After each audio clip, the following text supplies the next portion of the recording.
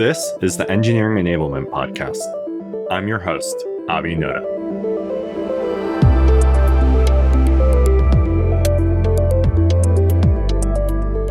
Quick note before we dive into the episode, I'm excited to share the DX Core 4, a new framework for measuring productivity that encapsulates DORA, SPACE, and DevX.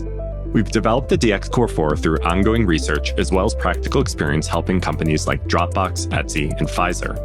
To learn more about the DX Core 4 and how to use it, head over to getdx.com/core4. That's getdx.com/core4. Gene, so great to have you on the show. Also here with Laura today. We're so excited for this conversation. Really appreciate your time.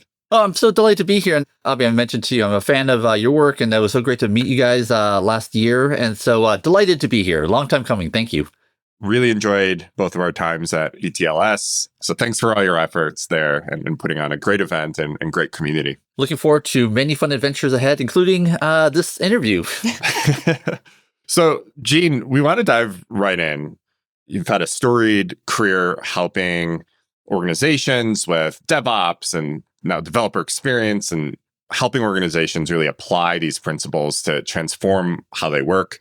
And I want to ask you, I think some organizations view developer experience as sort of a next chapter in their transformation journey. But I'm curious, how do you see it? How do you see developer experience sort of fitting into this journey we're all on? It's a great with the way that you put it, right? Many organizations see developer experience, developer platforms as their next chapter. I really like that. And I think there's a reason for that. Before we started recording, we were talking about, kind of looking back all the way to the Phoenix Project, DevOps Handbook, the state of DevOps research, the work I got to do with Dr. Nicole Forsgren and Jez Humble. The topics like modularity and architecture and developer platforms, are they just sort of a random set of practices that they have nothing in common? Or are they all incomplete expressions of a far greater whole? And there's a reason why these things emerge and why it should be no surprise that is the next chapter. And I think it's definitely the second. To me, what is a developer platform? Why is it important? What we know from the Phoenix Project is that to get anything done, you have to open up tickets with 30 different people and pester them for weeks, right? Just to even get the smallest things done. This is terrible, right? And when you spread that across every developer in the organization, across potentially scores or hundreds of teams, right? You basically have a system that is locked up where no one can get anything done. And so what I learned from working with Dr. Steven Spear, he wrote the most widely downloaded Harvard Business Review article of all time called Decoding the DNA of the Toyota Production System. We worked on a book called Wiring the Winning Organization that came out about a year and a half ago.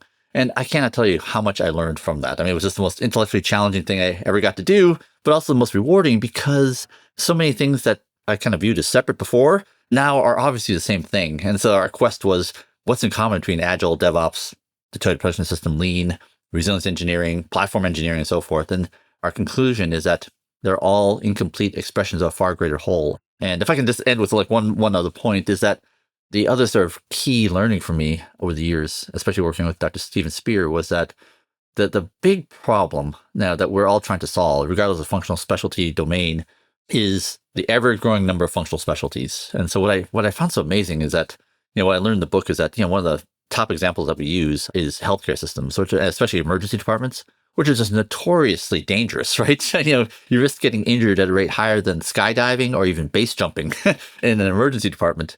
The big surprise to me was that it wasn't always that way. In the 1950s, emergency departments were relatively safe. And the hypothesis is that it was because you had very few functional specialties. You had doctors and nurses, very little technology. You had X-ray machines, and that's not terribly complex. And so you could get away with what we called a simpler social circuitry at what we call layer 3, technology layer 2, patients at layer 1. But fast forward 50 years, now you have scores of clinicians just among doctors. You have nurses, supply chain, pharmacy, transport, right? At layer 2, you have technology. You have not just X-ray machines, but you have imaging, MRI machines, CAT scanners, technology everywhere. So you need a very, very sophisticated layer 3 wiring to coordinate all their efforts. And it doesn't do it very well, unfortunately. And so the same thing is happening in our world. We have an ever-increasing number of functional specialties. Laura, you had mentioned that you're going to KubeCon, right? It's like, okay, can your average developer rattle off Kubernetes commands to, to restart a cluster of pods? I know I can't, right? You need functional experts. And so how do you sort of avail yourself to all these amazing technologies without having to make everyone a Kubernetes expert, without creating silos that make everyone wait? I like how the way you just described social circuitry really We talked before we started recording about solving these organizational problems with math. And one of the math concepts that I often bring into my own conversations with organizations is just simply graph theory. Oh, yeah. And the more nodes that you have, the more complex everything gets. So a team of 3, we're having this nice conversation. As soon as we add a 4th person, it doesn't just get 25% more complex. It gets a lot more complex because we have all of these other relationships to manage as well. We were talking beforehand about how much certain formulas really we love because it just shows that these are kind of facts of life that you can't argue away, no matter how gifted you are in rhetoric. Another one is that, so why are queues so dangerous is that it puts you into an NP-hard scheduling problem. And I actually had to prove it to myself that if you have a job shop, the academic term is like the job shop, you have work centers, you have routings, and you have to, in order to work to get complete, you have to pass through certain work centers. That is your above polynomial time. And I actually had to, I didn't actually believe it. So I wrote a little simulator of like how you have 2 silos of movers and painters. And is it really that difficult to find the optimal solution for where n equals 20? And what I learned is like, oh yeah, you are in combinatorial space where, you don't have to get very complicated before, you are at hours of scheduling time for trivial problems. So I also learned that logging is really difficult when you are in combinatorial space. You print out something at every step in combinatorial space, you spend all your time logging and not computing. Yeah, interesting. Queuing and approaching infinity wait time when you're scheduling at near capacity is something I think we feel that every day, right? When I think about the slowification, simplification, amplification themes that you brought up in Wiring the Winning Organization, a lot of it is just like cut down on the number of nodes, don't schedule at 100% capacity, make things flow with less friction through the system, optimize the system for performance. And that just means cutting down on a lot of the moving parts. Yeah, so I'll give you a concrete example. This is another one of those kind of aha moments for me. The great technology leaders that I admire. One of them, her name is Amy Willard. She's director of technology at John Deere. And so she's part of the program committee for Enterprise Technology Leadership Summit. She's shared her experience reports over the years. She and so many others evoked this, what I learned from Dr. Ron Westrom. He introduced me to the term, the socio-technical maestro. High energy, high standards, great in the large, great in the small, and they love walking the floor. She talked about like how she loves shared services. She loves centralizing the best people, right? So they can make sure that their expertise can be availed to the people who need it most, regardless of where they are in the organization. But, there are certain places where shared services can be very dangerous, where if it's work that every organization has to do and they all have to get in queue and wait, that doesn't lead to great outcomes. There are places where she had a specific situation where groups needed the specific expertise and, they were spending a lot of time waiting. And she said, I love shared services, I love expertise, but not there. And so she basically broke up that group, put them in the business units, and suddenly all the problems disappeared, right? Because the scheduling, there was no shared resource.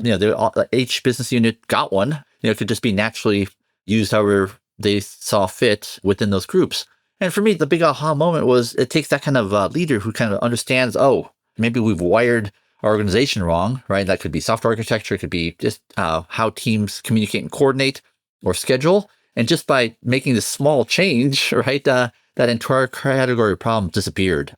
Sticking on this math theme, you were also telling us about option value theory, something you've been getting into and studying. So tell us and listeners more about that. What is option value theory? How is it relevant to developer experience, platform engineering, DevOps? How can listeners sort of understand and apply that? Yeah. Oh my goodness. Yeah. In fact, this is the first, I've been meant to write a blog post on it this week. So I'll do my best. I've been working with the amazing Steve Yegge. We've been exploring how does GenAI help developers? And kind of the conclusion was it's really 5 things. It helps us do work faster. I think so many of us has experienced that. We can be more ambitious about the things we can build. But this incredible one is that we can do things alone that otherwise would have required a team of people.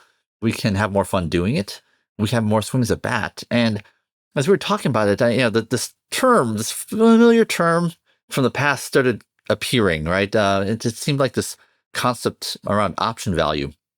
So Dr. Krauss Baldwin was a student of Dr. Robert Merton, who won the Nobel Prize for Economics for the work that he did around option theory. And so he won that with Black and Scholes, basically created a way to price options. And so an option is the right, but not the obligation to take an action. And I learned about this formula that I guess was in Carlos's book that despite reading it 5 times, I never picked up on. The formula is NK divided by T, and then there's ambient value of sigma. So N is a number of modules. Obviously, probably higher is better. K is a number of parallel experiments you can run at any time. So again, higher is better. T is the duration it takes to actually perform an experiment. So you want T to be smaller, right? To make the value go up. And then sigma is something that captures kind of the shape of the risk-reward space. And so like when sigma is 1, basically it says that you have perfect knowledge. And there, right, you don't need option value. So what Dr. Bob Merton said was as risk increases, the value of having options increases. In other words, you want the ability to defer your decision to when you have more information, right? So A/B testing is great. You have the right to test your A and B options, but you're not obligated to take either one of them, right? You can take A, B, or none. But when sigma is very high, right, that means you don't know where the treasure is buried, right? The higher the sigma is, like the more valuable that treasure is, right? And so you want to explore, become more valuable to explore the space of options. I think we have both equal amount of enthusiasm, or maybe you definitely have more enthusiasm and more knowledge about this, but when we can solve organizational problems with math, it's just very fascinating because like the physics of these things, of how organizations just fundamentally work in the market, it doesn't vary so much. There's just some laws that we always have to respect that just show their faces in different ways. And I think it's very fascinating. And just reflecting back what you've shared so far with us, in order to be able to run those experiments at such a high throughput of experimentation, we do need the independence of action. We can't have people submitting 30 tickets and waiting in a queue. And there's something you said earlier, all of these things to support that independence of action, like architecture, DevOps, DevX, platform engineering, these are all just like incomplete expressions of a far greater whole. How would you describe that whole? What is it that we're actually trying to get to with all of these formulas that we can apply to organizations and different ways of working that are enabling us to unleash the greatness of our organization? Like, what's the whole that we're aiming for? We're trying to express in the book was that there's really 2 concepts that leaders at all levels need to understand that they are sort of, in my mind, kind of make up what is it that these socio-technical maestros are intuiting and use to lead so well. And just to be concrete, right, that lead to the incredible performance multiples that you see in the state of DevOps research. 2 orders of magnitude difference in performance across the 5 tuple of deployment frequency, lead time, change success rate, and mean time to repair. I'm using the kind of the older language. And in the case of mean time to repair, right, that's 3 orders of magnitude, better in performance, right? Which is just shows how much better you can be when you create the right sort of wiring at layer 3. So like, what intuitions are they using? And so I think the first one is understanding the notion fully of coupling.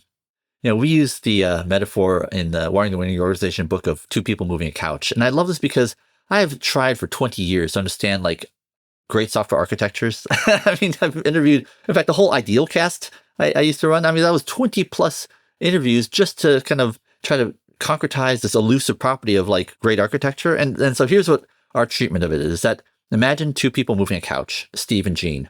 You might think that this is all brawn work, no brain work needed.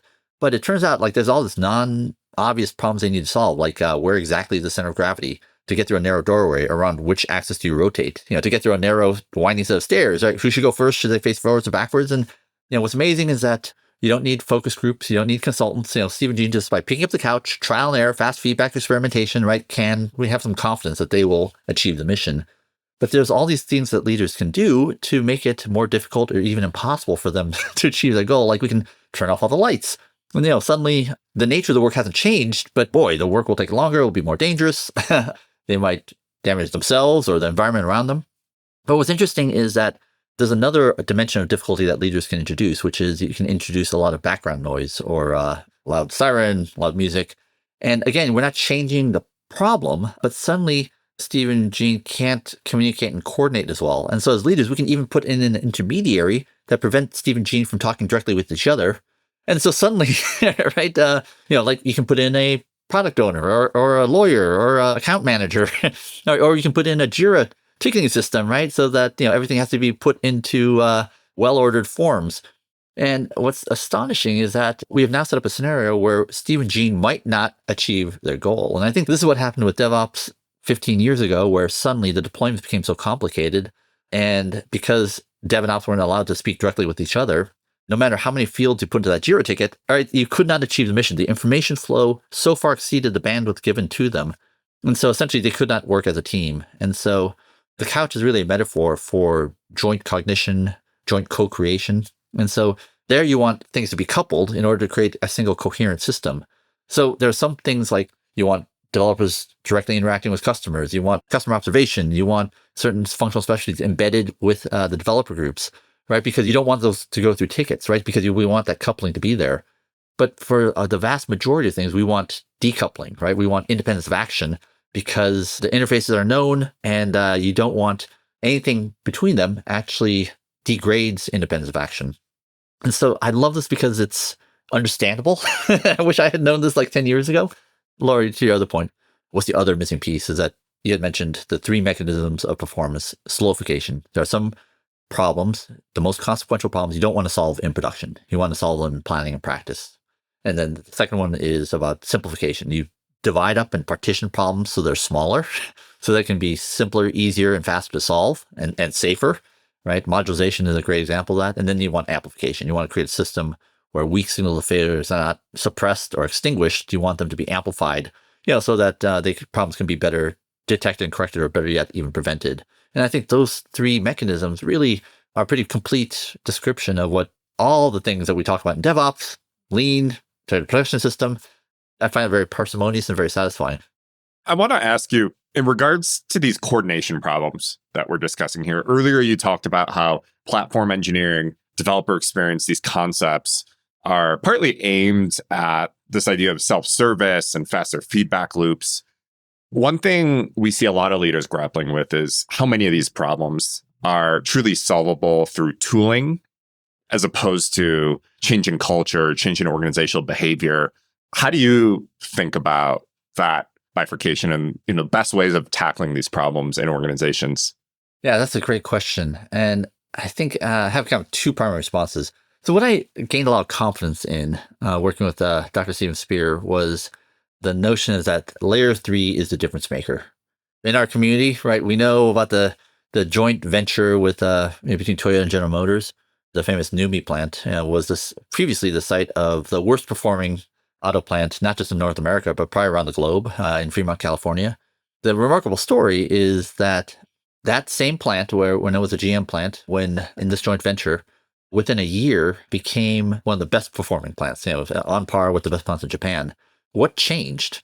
It was the same people, same floor space, same capital equipment, right? I mean, it's just the only thing that changed was all in layer 3. In other words, same people at layer 1, same tools and technology at layer 2. The only thing that changed was the management system at layer 3. I think the reason why this resonates so much with us in technology is that we've seen the same thing, where the same phenomenon happens in technology as well. But I think that's an incomplete answer because something also changed in DevOps, which is that we actually had these radical breakthroughs in layer 2 in tools and technologies. We had CI/CD systems, we had cloud, right? We had enabled self-service, which actually the reason why we call it DevOps is that it actually changed, it sort of blew up layer 3. In what ways has how dev and QA and operations and InfoSec, what hasn't changed once you kind of go from before and after? So I think it's really, we know how important leadership is. We know that. And transformational leadership was such a cool finding. I think it was like in organizations that didn't have these transformational leadership qualities, you're only 1/5 as likely to be a high performer, which just shows like, oh man, that's a wild finding that says leadership does matter. So we know that architecture matters, right? So that's that layer 3. But we also know that technical practices matter, right? Is that you need automated builds, tests, deployments, telemetry, all these things to make sure that we can do our work safely and quickly with fast feedback and so forth. So leadership absolutely matters, but sometimes there are these amazing inventions like CI/CD, cloud, that so radically change the work structures that it should blow up layer 3, right, and create these different ways of working. And certainly I think GenAI is one of those, right? It's like maybe even bigger, right? It's like if you can radically improve productivity and group productivity, how does that not change how layer 3 works? Gene, you brought up fast feedback loops and being able to work frictionlessly And these are concepts, of course, that are part of DevOps and also developer experience. I want to ask you your take on even the name developer experience, right? That folks are talking about. Because one thing I've seen, Gene, is that it's not uncommon for especially business leaders to react negatively when they hear the phrase developer experience.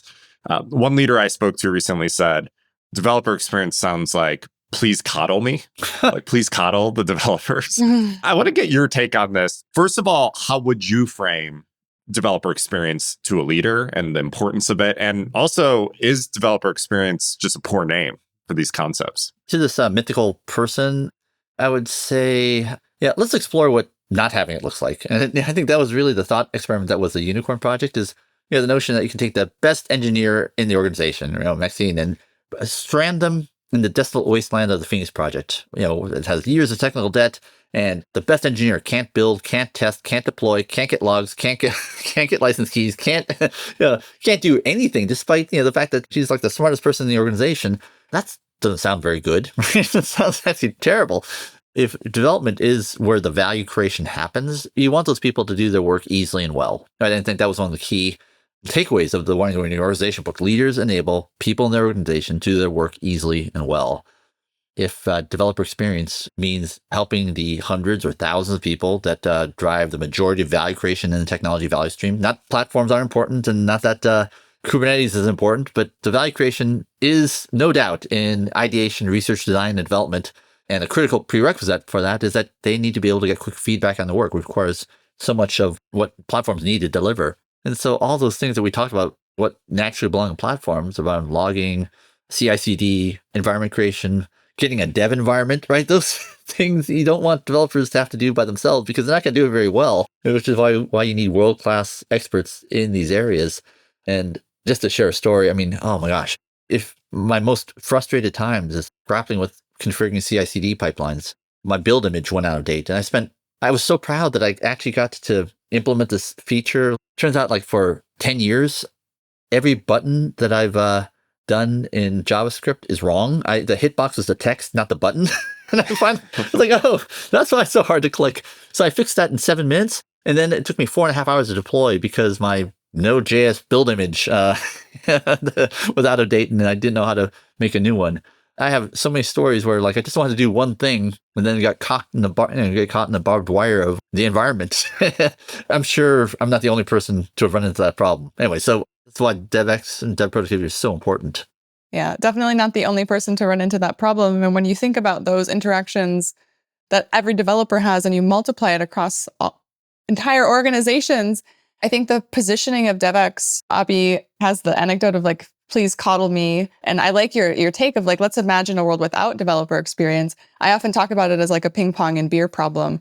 It's seen as like a vitamin when really what we should be talking about is like, can you believe that one of your most talented developers who has the capability to build theoretically anything is sitting there for 4.5 hours trying to futz with a Docker image to update their version of Node? How much money is that costing? Not just money, but time and innovation. These are real problems. It's a painkiller. It's not a vitamin. And I think that's as soon as we can start to quantify and build a better business case, educate leaders on how to talk about things like developer experience using language that appeals to the whole business and not just to our section of engineering, I think the better off we all are because these are so important. These topics are so important. Yeah. By the way, just to riff with you, I had a friend that part of the system for a large bank. And he said, we opened up a Silicon Valley branch.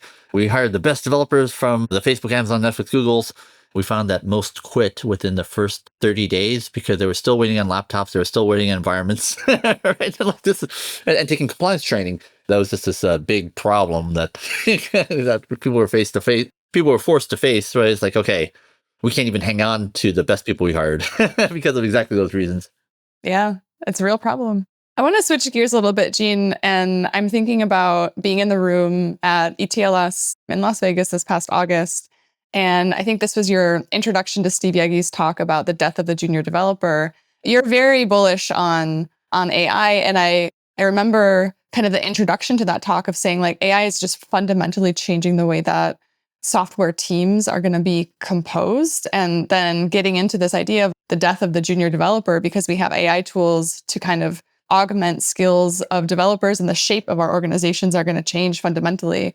And I remember thinking like, wow, that is it felt very bold at the time. And I just want to kind of get your take or ask you to expound on that a little bit, because I know you've written about it on LinkedIn and other places and have done some webinars. And like Abhi and I mentioned, we've been sort of following your explorations. But if you could just, for our audience and the listeners, sort of share your position on how fundamentally, how you think AI is changing the makeup of software engineering organizations, we'd really love to hear it.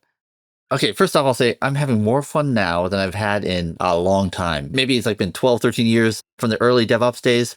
I think I'm having much more fun now. And I think it's because I'm having more fun coding. And so in 2016, I learned about, it was actually Mike Nygaard, the author of Release It. He was then the SVP of platform engineering. Well, isn't that interesting? At Sabre, right? The famous travel platform company. And we had just finished a DevOps handbook, and I was looking for something really hard to do. And I thought now was the time to learn this crazy programming language called Clojure, this functional programming language that runs on a JVM. And oh my gosh, it was like the hardest thing I've ever done. But just because how do you program when you can't change variables? This is specifically disallowed, right? And I'd never written Java before, so I didn't really understand class paths or JVM. But I have to tell you, it changed my life because it reintroduced the joy of coding back to me. I mean, so that's in 2016 into 2020. But the whole GenAI thing has sort of dumped gasoline on the fire, right? On a whim, I haven't done graphics programming or graphics manipulation in probably 20 years. I just said, right in Clojure, I'm going to give you an image. March up the left-hand side of the screen, find the red pixel, and then march to the right and complete the percentage complete in the video. And again, this is like one of those life-changing moments where it just did it. There's no way I could have done that without a ton of reading, right? I mean, the last time I did anything like that was probably 20 years ago in Microsoft C++ in Visual Studio, right? I mean, and it did it essentially in one shot. I don't know how you can have an experience like that and not just sort of have it change your life and just have that open up new horizons. So I think I just have moral certainty that these help not just individual, but will help teams. And it brings up the Dora finding from this last year that had this very weird anomaly in it that said the more AI you use, the worse stability got and the worse throughput got. It's like, okay, that can't be right. I mean, I'm not saying it's wrong. They found what they found. Test some theories that says under certain conditions, you will not always reduce throughput and reduce stability. You can actually massively increase throughput and not sacrifice stability and get all these other dimensions of value that we talked about.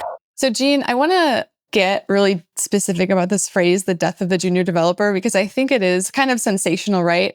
But what I'm hearing from you is like AI makes coding fun again. And you can do more experiments. You can be more productive as an individual. You can do a lot of things on your own that you might have relied on the hive mind of your development community to do before. And so I wonder, when we read Death of the Junior Developer, we think organizations don't have to hire junior developers anymore.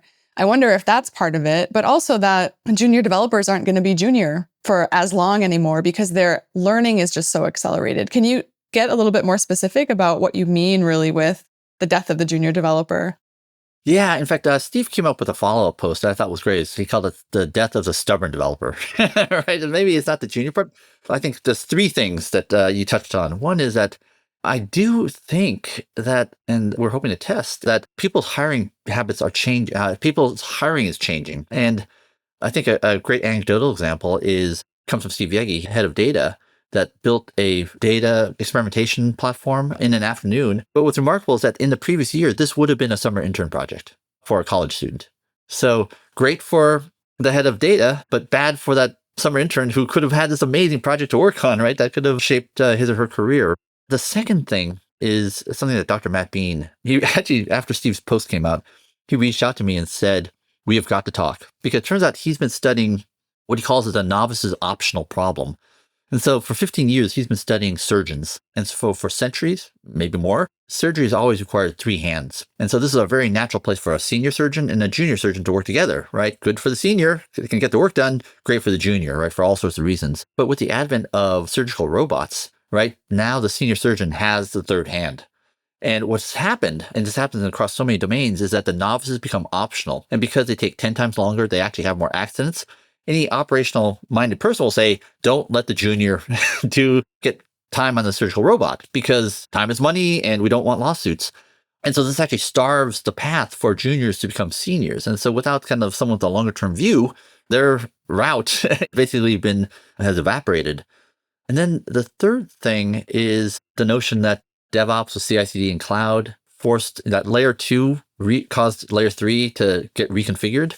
I think we're going to see similar things. I don't know what it will look like, but I think there are so many technology leaders who are actually going back into IC roles. And so when I say a whole bunch, I've learned of almost 10 examples where technology leaders say, I want to actually get close to the keyboard, right? Steve Yegi was one of them, where essentially it sounds like my tour of duty is over. I want to get back to the real value creating work. I'm sorry, the fun part of value creating work, as opposed to proving expense reports, performance reviews, and so forth. Not that those aren't important to Abhi. We know those are important. It causes the shape of the role to change. And so we know from history that when the role changes, right, layer 3 will also change. So just so excited to sort of explore what that might look like, and super interested in any reactions you have to any or all of those. Yeah, I think the insight around the path to becoming a senior developer being complicated and potentially more difficult with the advent of AI is a really interesting one. And what are the longer term implications of that in terms of, do you then end up with a workforce that is fundamentally, do you have less surgeons, right? Senior surgeons. I think that's the implications of that are interesting and profound. I can't really fully wrap my mind around it here on the spot, but curious what you think, Gene. What does that mean longer term? Oh, yeah. And the reason why I brought up the Mike Nygaard thing is that for the junior, what's the benefit? For people who don't feel like bugging Mike Nygaard, which included me, to have an AI as your infinitely patient teacher and coach who won't get mad when you say, I don't understand. I still don't understand, right? I mean, how can that not dramatically change the life of juniors, right? No doubt. But two is, to your point, I think this is where the socio-technical maestro comes in, is that for the vast majority of vocations, let's take lawyers. Lawyers do not become profitable until in fact, the only people who make partners are the ones who are economically profitable. So you can be technically good at your work, right? But without the ability to sort of earn client trust, build your book of business, right? You're not going to make partner because you're still losing money for the firm. And I think those dynamics are probably there for engineering organizations as well, right? And so the need, as you said, for a pipeline of great senior technologists. And I think kind of to make it very concrete, right, is that Steve introduced me to the notion of the task tree. For any given thing that you want to do, you kind of create a hierarchical tree of tasks, right? And you give your summer interns in the AI the leaf node tasks, and that's getting higher and higher. But who actually makes the task tree? Who actually creates the architecture that enables ideally independence of action and the right decomposition of problems? It's the seniors, right? And so I think AI can help with both of them. Gene, where is your exploration around GenAI headed next? You mentioned potentially a new book you're working on. Tell us more. What's coming? Where's your research taking you around this topic?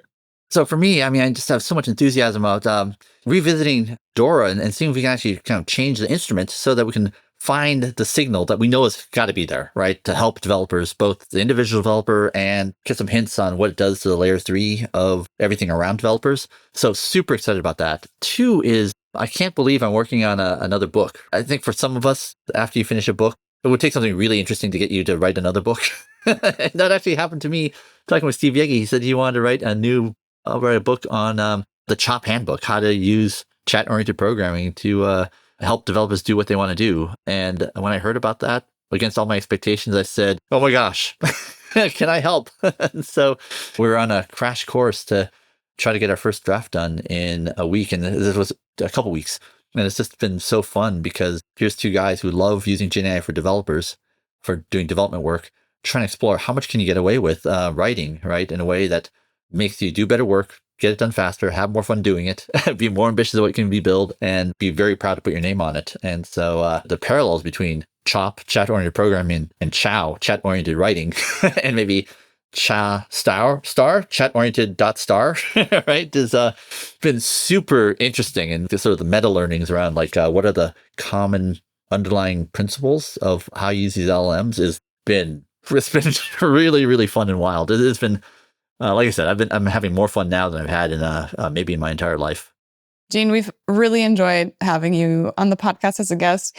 Abhi and I are we met you in person at ETLS in Vegas, and we're looking forward to meeting you again in person at ETLS in September. One of the things we both admire a lot about you, not only for your storied career and pioneering work in DevOps is you're just a magnet for community and assembling fantastic, wonderful people all in the same room. Can you tell us a little bit about ETLS, formerly known as the DevOps Enterprise Summit, for those of you who have followed along? And if someone listening to this doesn't have experience with this community, what might they expect to learn from the people and the content that's shared in that forum? It will be the 11th year of the conference. So we've had 24 conferences, and it is the community of people that I admire most. These are people who are changing ways of working. And upon some reflection, it just really occurred to me, and I apologize I'm so late in understanding this, but in some ways it was like the DORA users group, right? These are the leaders who said, hey, we are all interested in a methodical, scientifically grounded way of increasing our ways of delivering value, right? That involves measurement. So there's actually as Amy Willard, who I mentioned before, it's like there's no technology leader, there's no senior technologist who's not working with AI. I mean, it's just amazing. It's not just at the strategic levels, but we're all thinking about how do we use this amazing new technology to win. Last year, we had this day 2 was the ultimate GenAI learning day for leaders. It was so much fun. I just met so many interesting people doing amazing things. And so we're going to expand that program by 50%. And we actually changed the logo so it's the tech plus AI leaders. And it's the plus AI is sort of in pencil. And it's sort of like a joke, but it's not a joke, right? Sometimes I get a little bit sensitive. Like, is this a fad? If you think this is a fad, right, you might be making it like a big mistake. And I just love this further validation that says across every organization, and it's not concentrated in the startups, right? It's everywhere. It's experimenting with like, how do we use this technology to help developers, help our specific any project, help these newish initiatives create incredible value for our organizations. And I think there will be definitely a focus on dev productivity, specifically around GenAI. And we're looking for as many experience reports about what's working, what's not working, which was a pattern that we very much following from the DevOps Enterprise Summit days. I think the reason why it's fun, for me, fun is kind of collapses at least 3 dimensions. For me, it's like high learning. It's kind of high networking, meaning you're hanging out with the best in the game. And it feels like something really impactful. So if something is missing one of those dimensions, or maybe all of those dimensions, I can promise you it's not fun. It's boring. It's a waste of time.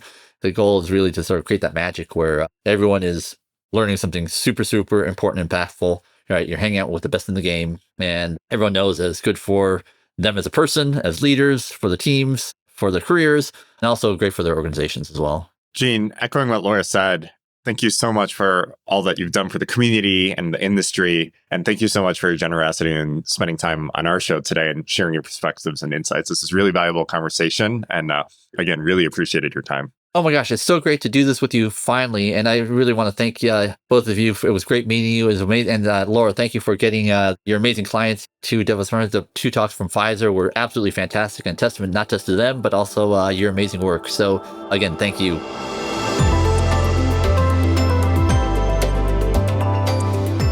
Thank you so much for listening to this week's episode.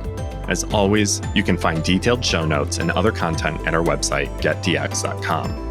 If you enjoyed this episode, please subscribe to the show on Apple Podcasts, Spotify, or your favorite podcast app. Please also consider rating our show, since this helps more listeners discover our podcast.